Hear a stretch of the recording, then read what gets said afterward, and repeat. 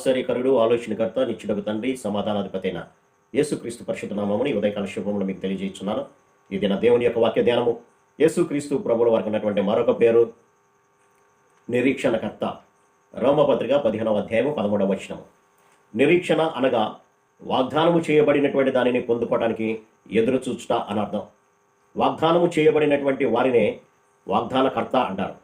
ఇక్కడ యేసుక్రీస్తు ప్రభువుని గురించి వ్రాయబడింది. ఆయనే మన యొక్క నిరీక్షణకర్త. అందుకనే భక్తుడు అంటాడు, నా నిరీక్షణకర్తకు ఆధారము దేవా అని అంటాడు. కాబట్టి యేసుక్రీస్తు ప్రభువుని ఒక నిరీక్షణకర్తగా మనం చూడొచ్చుకున్నాడు.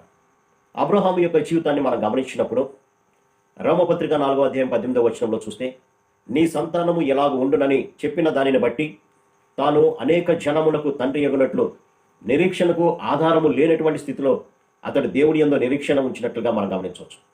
ఆ వాగ్దానం గురించి ఏమాత్రం కూడా సందేహించలేదు. కానీ ఒక నిరీక్షణ అనేది అతని జీవితంలో మనకు కనబడింది. ఎందుకంటే ఆ వాగ్దానం చేసినటువంటి వాడు నమ్మదగినవాడు. ఆ వాగ్దానం చేసినటువంటి వాడు దాన్ని నెరవేర్చడానికి సమర్థుడై ఉన్నాడు పిల్లలు. అందుకే అతని యొక్క శరీరము, అతని భార్య అయినటువంటి శారా యొక్క శరీరం కూడా మృతతుల్యమైనట్టుగా, ఏమాత్రం కూడా సంతానమునకు అర్హత లేనటువంటి స్థితిలో ఉన్నప్పటికీ కూడా వాగ్దానం చేసినటువంటి వాడు నమ్మదగిన వాడు అనేటువంటి ఒక విశ్వాసం కలిగిన వాడే ఆ యొక్క గడియ కొరకు లేదంటే సమయం కొరకు నిరీక్షిస్తూ ఎదురు చూసినట్లుగా మనం గమనించవచ్చు. అయితే ఈనాడు విశ్వాసులందరికీ ప్రభు ఇస్తున్నటువంటి ఒక గొప్ప వాగ్దానం ఏంటంటే, మొట్టమొదటిగా ఆయన దేవుని యొక్క రాజ్యము పిల్లలు. అవును, యేసుక్రీస్తు ప్రభువారు రెండవ రాకడ వస్తాను అని వాగ్దానం చేశాడు. ఆ వాగ్దానం చేసినటువంటి దేవుడు తప్పక వస్తాడని, ఆయనకు ఒక రాజ్యం ఉన్నదని, ఆ రాజ్యంలో శాంతి, సమాధానము, సంతోషంతో ఉంటుందని, ఎవరైతే ఆయన యందు విశ్వాసం ఉంచి వారి యొక్క ప్రతి అవిధేయత పాపమును ఒప్పుకొని విడిచిపెట్టి కనికరాన్ని పొందుతారో వారందరికీ కూడా ఆ యొక్క రాజ్యంలో స్థానము ఉంటుంది అనేటువంటి సత్యాన్ని ప్రభు బయలుపరిచేలారు ప్రేరణ. కాబట్టి దేవుని రాజ్యం కొరకు మనమందరం కూడా నిరీక్షించాలి. ఈ లోకంలో పరిశుద్ధులుగా ఎవరైతే జీవిస్తారో వారు మాత్రమే దానిలోకి స్థానం సంపాదించుకుంటారు. కాబట్టి మన పూర్వీకులు కూడా ఆ రాజ్యాన్ని కన్నులరా చూడక మునిపే ఆ పునాదులు గల పట్టణం వైపు వారు ఆత్మీయమైనటువంటి నేత్రాలతో ఎదురుచూచి వారు మృతి పొందినట్లుగా హెబ్రీ పత్రిక మనం గమనించవచ్చు. అనేకులు దేవుని యొక్క రాజ్యం కొరకు కనిపెట్టుకొని వారు ఈ లోకంలో దేవుని కొరకు అనేకమైనటువంటి శ్రమలను, హింసలను, బాధలను, వేదనలను అవసరమైతే తమ యొక్క ప్రాణాలను సైతము విడిచిపెట్టడానికి సిద్ధపడినట్లుగా మనం గమనించవచ్చు. కాబట్టి ఆ యొక్క రాజ్యంలోనికి మనం కూడా చేరేటువంటి భాగ్యము నిరీక్షణకర్త అయినటువంటి యేసుక్రీస్తు తమ యొక్క ఆత్మను మనలో ఉంచడం ద్వారా దాన్ని నీ యొక్క నిరీక్షణను లేదంటే విశ్వాసాన్ని కొనసాగిస్తున్నట్లుగా మనం గమనించవచ్చు. కాబట్టి పాత నిబంధన కానివ్వండి, కొత్త నిబంధనలో కానివ్వండి, అనేకులు దేవుని రాజ్యాన్ని చూడకపోయినప్పటికీ కూడా ఆ వాగ్దానం చేసినటువంటి లేదంటే నిరీక్షణకర్త అయినటువంటి దేవుని యందు విశ్వాసం ఉంచారు. అందుకనే ప్రభువుతో పాటు కలవరి శిలువలో వేలాడుతున్నటువంటి దొంగ కూడా అప్పటి వరకు దేవుని ఎరగనటువంటి వాడు దేవుని యొక్క మాటలు విన్న తర్వాత అంటున్నటువంటి మాట, నీ రాజ్యంలో నన్ను కూడా జ్ఞాపకం చేసుకో. ఎంత గొప్ప నిరీక్షణ అతన్ని కలిగి ఉన్నాడో చూడండి. దొంగ అయినప్పటికీ కూడా మారు మనసు, పశ్చాత్తాపం కలిగినటువంటి స్థితిని మనం చూస్తున్నాం. ఇక రెండవదిగా మృతుల యొక్క పునరుద్ధానము.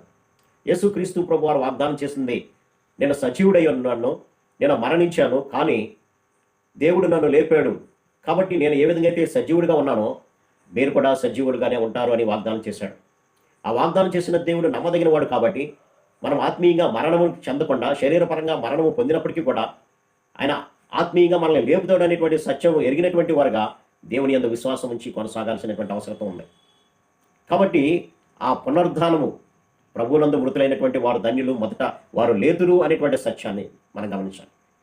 ఆయన రెండవ రాకడలో ప్రధాన దూతలతోనూ గొప్ప బోర శబ్దంతోనూ వచ్చినప్పుడు ఆయన మాటలను విన్నటువంటి వారు ప్రతి ఒక్కరు కూడా లేస్తారనేటువంటి సత్యాన్ని గమనించి ఆ యొక్క నిరీక్షణ మనం కలిగి ఆయనను తప్పక నన్ను లేపుతాడనేటువంటి సత్యాన్ని గమనించాలి. అందుకనే నిరీక్షణ లేనటువంటి అన్యుల వలె మీరు దుఃఖపడకుండా నిమిత్తము ఈ మాటలు రాస్తున్నాను అని దశలోనిక పత్రిక పౌలు భక్తుడు రాశాడు. కాబట్టి దేవుడు ఏ విధంగా అయితే మరణాన్ని జయించి లేచాడో మనము కూడా మరణాన్ని జయించి తిరిగి లేస్తామనేటువంటి ఒక నిరీక్షణ కలిగి విశ్వాసంలో కొనసాగాలి. ఆ నిరీక్షణ లేకపోతే మనము లేవలేము ప్రియులారా. కాబట్టి ప్రభు ఏవైతే మనకు వాగ్దానం చేశాడో ఆ వాగ్దానాన్ని ఆయన నెరవేర్చడానికి సమర్థుడు. కాబట్టి ఈ లోకంలో ప్రభు కొరకు హతసాక్షులుగా అవ్వడానికి అవసరమైన సిద్ధపడాల్సినటువంటి అవసరం ఉంది పిల్లలు. కారణం ఏంటంటే ఒక నిత్యమైనటువంటి జీవాన్ని ప్రభు మనకి ఇవ్వబోతున్నాడు. కాబట్టి ఆ నిరీక్షణకర్త అయినటువంటి దేవుని వైపు మనం చూస్తూ ఈ లోకంలో శ్రమ వచ్చినా, బాధ వచ్చినా, కష్టం వచ్చినా, నష్టం వచ్చినా ప్రభువుతో మనం నడిచినప్పుడు ఆయన వాగ్దానం చేసినటువంటి ఆ యొక్క పరలోక పట్టణంలో మనకు కూడా స్థానాన్ని ఇస్తాడు. కాబట్టి మనం విశ్వాసంతో కొనసాగుదాం. వాగ్దానం చేసిన వాటిలో నమ్మదగిన విశ్వసిద్దాం. అటు కృపా పరిశుద్ధాత్మ దేవుడు మనందరం దయచేయును గాక. ఆమేన్. ప్రార్థన. సర్వశక్తిగా ప్రేమ గల మా తండ్రి, మా నిరీక్షణకర్తవు నీవే ప్రభువా. ఏవైతే నీ వాగ్దానం చేసావో ఆ వాగ్దానం చేయబడిన అన్నింటినీ కూడా మేము స్వతంత్రించుకోవడానికి నాయన విశ్వాసంలో ఏమాత్రం కూడా తొలగకుండా, ఏమాత్రం కూడా దిగజారకుండా మీరు నమ్మదగిన వారనేటువంటి విశ్వాసం కలిగి నాయన ఈ లోకంలో మా పరిశుద్ధతను కాపాడుకుంటూ నాయన మీరు ఇచ్చేటువంటి రాజ్యంలో స్థానం సంపాదించుకునే భాగం ప్రతిబడికి దయచేయమని యేసు నామమున అడిగి వేడుకొంచున్నాం తండ్రి. ఆమేన్.